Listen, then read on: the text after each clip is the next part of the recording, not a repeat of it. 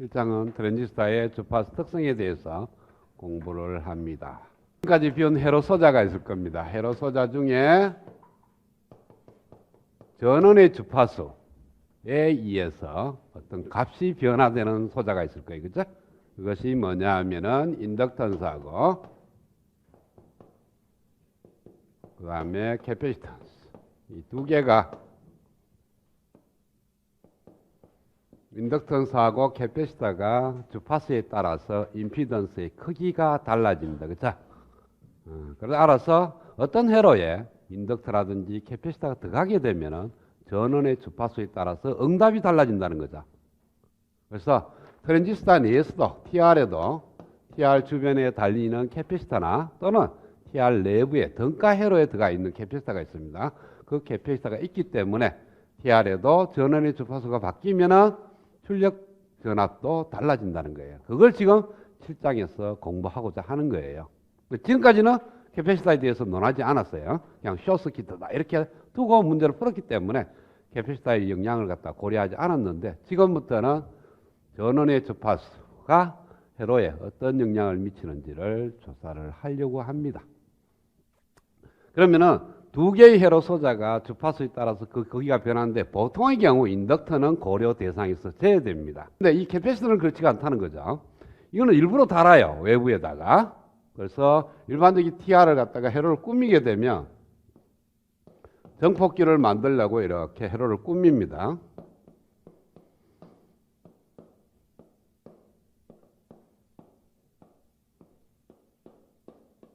이렇게 되면은 트랜지스터가 정상적으로 액티브 모드로 동작하게끔 지금 만들어져 있어요. 그렇죠? 만들어져 있는데 여기다가 AC를 인가하려고 보니까 그냥 바로 인가하면 곤란하고 DC 성분은 차단하고 AC 성분은 통과하는 그러한 캐패시터를 하나 더 합니다. 그래서 거기에다가 AC 신호를 인가합니다. 그래서 CC1이라는 브라킹 캐패시터가 필요하고 그 다음에 R이라는 저항은 AC 해석을 할 때 정폭률을 굉장히 다운시킵니다. 그렇죠? 그래서 AC 해석할 때는 없어지게끔 이렇게 캐패시터 C를 달아서 바이패스 캐패시터를 달아서 R의 이펙트를 갖다가 없애주는 거고 그 다음에 나오는 출력도 마찬가지입니다. 이 출력은 DC와 AC가 합쳐져 있는데 다음 달은 넘어가려고 그러면 어차피 D 성분이 필요 없으니까 D 성분을 제거하는 카플링 캐패시터가 하나 이렇게 달리게 됩니다. 그래서 트랜지스터 1단의 정폭기를 만든다 하더라도 주변에 3개의 캐패시터가 들어가게 돼 있어요.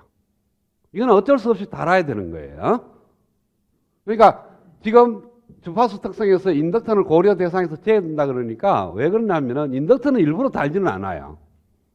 그런데 캐패시터는 어차피 달아야 되는 거니까 이와 같은 캐패시터의 영향을 이 회로는 전원의 주파수에 의해서 영향을 받게 되는 겁니다.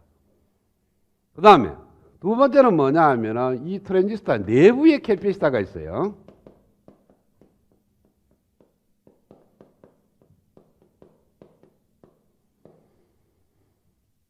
트랜지스터 내부에 캐패시터가 존재하게 됩니다. 이거는 원치 않는데 자동으로 만들어지는 캐패시터예요. 자, 트랜지스터가 베이스 정션이 있고, 에미터 정션이 있고, 그러니까 TR에는 에미터 정션이 있고, 콜렉터 정션이 있습니다. 그렇죠? 그리고 현재 트랜지스터의 동작 모드는 액티브 모드. 그러면은 에미터 정션은 포워드 바이어스가 되어 있을 거고, 콜렉터 정션은 리버스 바이어스가 되어 있지. 그렇죠? 그 다음에 우리가 2장에서 다이오드를 비울 때, 다이오드는 순방향 바이어스를 걸렸을 때 디퓨전 캐패시터가 있고 역방향 바이어스 걸렸을 때는 정션 캐패시터가 있습니다. 그래서 인비터 정션에는 포워드 바이어스 걸려 있으니까 여기는 디퓨전 캐패시턴스 컬렉터 정션에는 리버스 바이어스니까 정션 캐패시턴스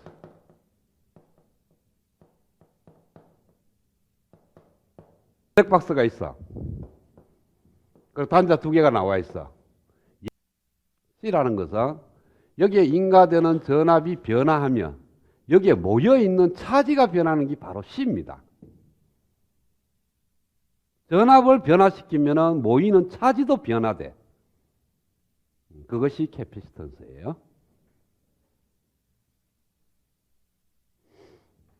자, 그러면은 이 다이오드 할 때 설명을 했는데 디퓨전 캐패시터가 뭐냐는 거죠. 포워드 바이어스 걸리게 되면요, 다이오드의 마이너리티 캐리어 분포가 축적이 될 거예요. P 영역에서 N 영역으로 홀이 넘어가고 N 영역에서 P 영역으로 일렉트론이 넘어가서 상대방 영역에 과다한 마이너리티 캐리어가 존재를 해요. 그는 포워드 바이어스에 가해지는 전압의 크기에 따라서 모여있는 캐리어 숫자도 달라져. 그래서 전압을 가하면 그 캐리어가 갖고 있는 차지가 변화되는 거죠. 지나가는 차지가 아니에요. 모여있는 차지입니다. 저항은 지나가는 차지고. 캐패시터하고 저항하고 차이점은 뭐냐면 전압을 변화시키면, 전압에 가하면 저항은 지나가는 전류고 캐패시터는 모여있는 차지. 여러분들이 물이 이렇게 흘러가면 도랑이 있다고, 강이 이렇게 있는데 저수지가 있어.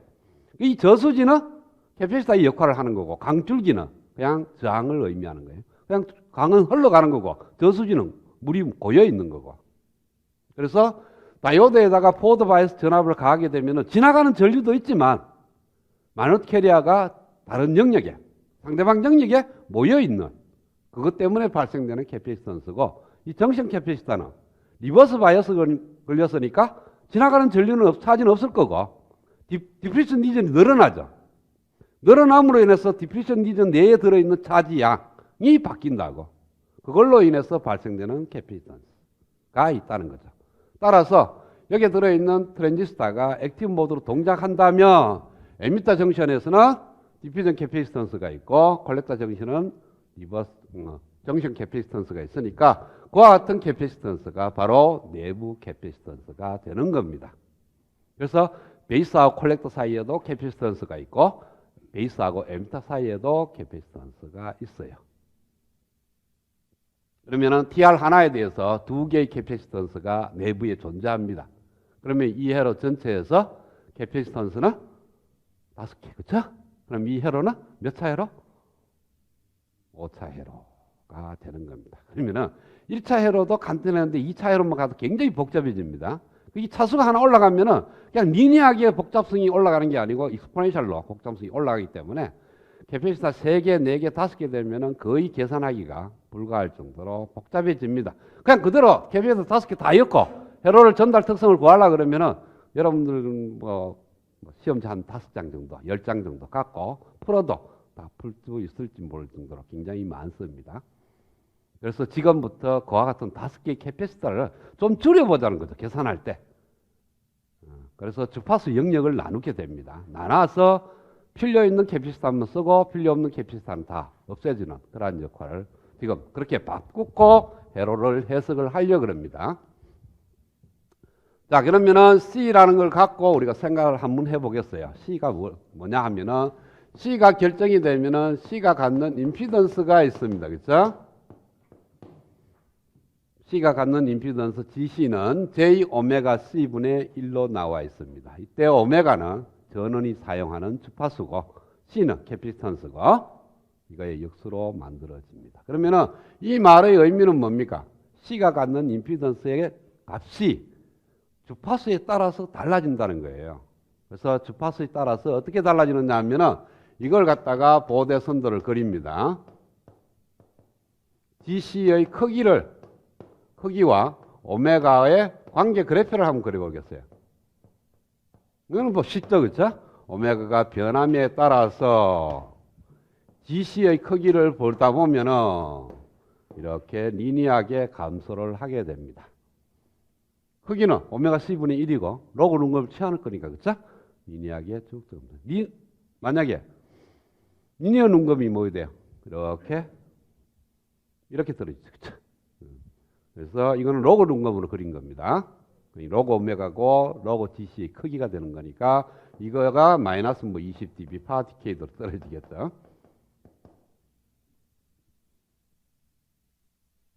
주파수 영역에 따라서 낮은 주파수에서는 임피던스 크기가 굉장히 크다는 의미고요.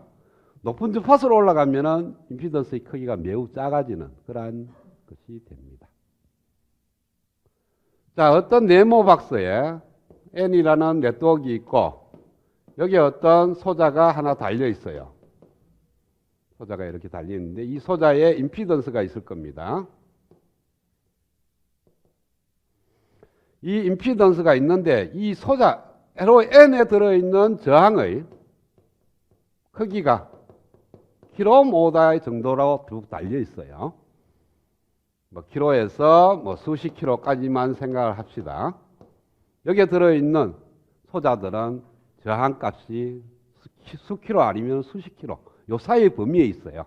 그러면은 이 소자의 임피던스가 몇십 메가옴이다. 그러면은 그 소자는 오픈 서킷으로 처리해도 됩니다. 그죠? 그 다음에 이 소자의 임피던스의 크기가 수옴밖에 안 돼. 그러면 숏서킷으로 처리해도 돼. 주변에 있는 소자들의 크기를 따져서 보고 그보다 훨씬 더 적으면 숏서킷으로 바꾸면 되고요. 그보다 훨씬 더 크면 오픈 서킷으로 보면 되는 거예요. 그러면은 DC라는 게 캐패시터가 만약 이 소자가 캐패시터라고 생각을 해봐요. 캐패시터라고 생각한다면 주파수에 따라서 크기가 쭉 변하는데 이때는 굉장히 크다는 거고 이때는 굉장히 적다는 거고 이거는 어느 정도의 값을 갖는 영역이 되는 거죠. 그러면은 아주 클 때는 얘쪽에는 오픈 서킷으로 처리를 하면 돼요. 캐패시터를 새로 해석할 때. 그 다음에 아주 큰 영역에 가면은 주파수가 아주 큰 영역에 가면은 임피던스 크기가 매우 적을 거니까 이때는 숏서킷으로 처리하면 돼. 요 중간 영역만 우리가 C의 임피던스를 대입해서 풀면 됩니다. 그렇죠? 요 영역이 누구냐 하면은 이 N이라는 네트워크에 들어있는 저항의 크기와 유사한 영역이에요. 적어도 여기서 쓰고 있는 저항이 수킬로옴에서 수십 킬로옴이라면 이쪽 반도리는 100킬로 정도가 될 거고 이쪽 반도리는 뭐 수백 옴 또는 킬로옴까지가 될 거라. 그 사이에 있다면 DC는 캐피시턴스로서의 역할을 하는 거고 나머지 이쪽 영역은 숏서킷으로 처리하는 거고 이쪽 영역은 오픈 서킷으로 처리를 하면 됩니다. 그런데 이 C의 크기예요. C의 크기가 굉장히 작다면 이 그래프가 어디로 가느냐 하면은 굉장히 오른쪽으로 갑니다. C가 굉장히 크면 이 그래프가 왼쪽으로 가요. 자, 그러면은 여기에 있는 트랜지스터에 들어있는 캐패시터를 한번 생각을 해봅시다. 그래, 내부 캐패시터는 우리는 좀 이따가 설명을 하겠지만 C파이나 C뉴 요거는 BJT에서 얘기하는 거고요. 만약에 FET에서 얘기하는 캐패시터는 CGS하고 CGD예요. 요 CGS하고 CGD는 좀 다릅니다. 얘는 다이오드에서 발생되는 캐패시터지만 얘는 그냥 구조적으로 만들어지는 캐패시턴스예요. 나중에 다시 설명을 하겠지만 하여튼 두 개씩이 있는데 얘네들 내부에 있는 캐패시턴스하고 외부에 있는 이 캐패시턴스의 크기가 다르다는 거죠. CC1하고 CC2하고 CE는 수십 마이크로페럿을 의미하는 거고요. C파이나 C뉴나 CGS나 CGD는 수 피코페럿입니다. 얘는 마이크로페럿이고 얘는 피코페럿이에요. 오다가 벌써 10의 6성 차이가 납니다. 그렇죠?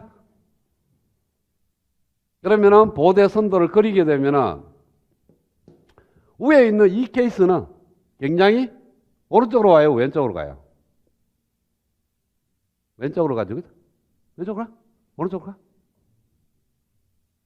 낮은 주파수에 또 임피던스가 작을 거니까 이와 같이 형성이 됩니다. 이거는 얘가 만들어지는 거고 얘는 그 한참 위에 이렇게 형성이 될 거예요. 그렇죠?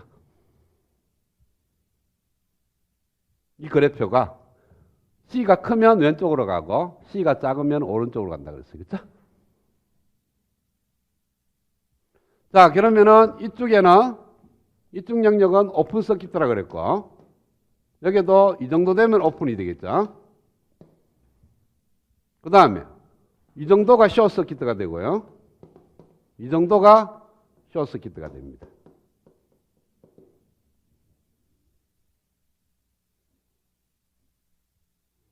요 사이에는 고려 대상이 되는 거고, 여기 또 요 사이는 고려 대상이 돼요.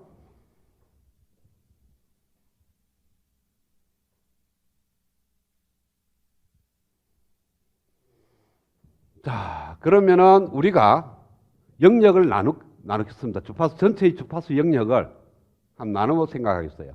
이쪽 영역은 오픈이니까, 둘 다 오픈이니까 큰 의미 없습니다. 왜냐하면은 얘가 오픈이면은 의미가 없어져요. 이 회로 자체가. 그러니까 이 정도 되면은 어느 정도 주파수냐 하면은 뭐 0.1Hz, 0.01Hz 이 정도 되는 아주 그냥 천천히 움직이는 거니까 이건 DC하고 똑같아. 사람의 목소리를 갖다 정폭하는 것도 최소한 16Hz는 돼요. 그쵸?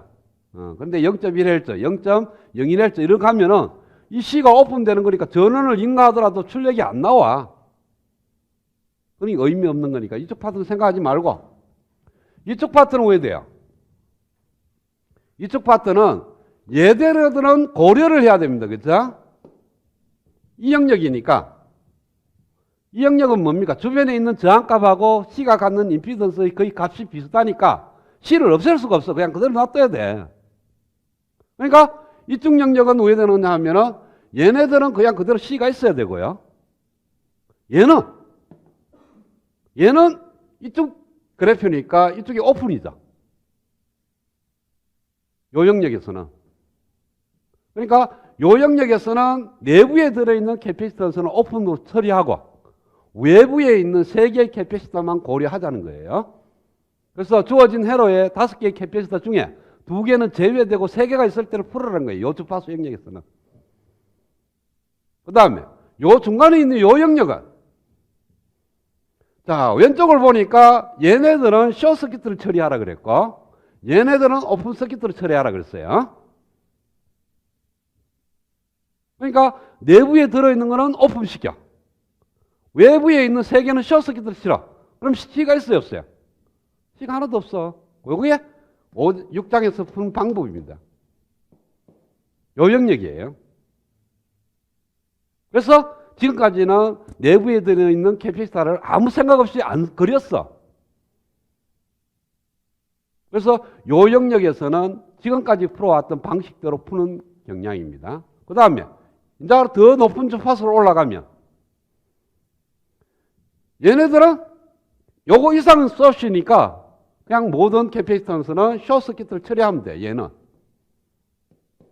그런데 이번에는 얘네들은 고려를 해야 되지. 그쵸? 그러니까 내부에 들어있는 캐패시터는 있고 외부에 있는 캐패시터는 숏서킷을 처리합니까? 요 파트를 풀 수가 있는 겁니다. 그러면은 요 영역에서는 캐패시턴스가 몇 개 있어요? 캐패시터가 2개 있는 케이스죠. 그쵸? 그 다음 그 위에 올라가면은 내부에 들어있는 캐패시터가 숏서킷가 되면요. 역시 출력이 안 나옵니다. 구성이 그렇게 돼 있어요.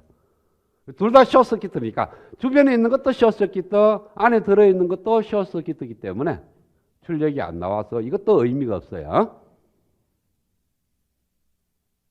자, 그러면은 우리가 전체적인 주파수 영역이 쫙 있으면은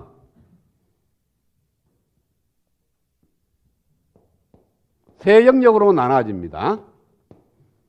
그래서 왼쪽에 있는 걸 갖다가 우리는 로 프리퀀시 영역이라 그러고요.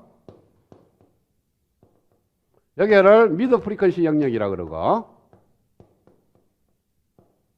여기를 하이 프리퀀시 영역이라고 나눴습니다. 이 주파수는 어디에 될지는 몰라요. 얼마 헬츠에서 얼마 헬츠 되는 거는 주변에 달려있는 캐패시터가 얼마냐, 내부에 들어있는 캐패시터가 얼마냐에 따라서 이 2개의 값이 결정이 됩니다.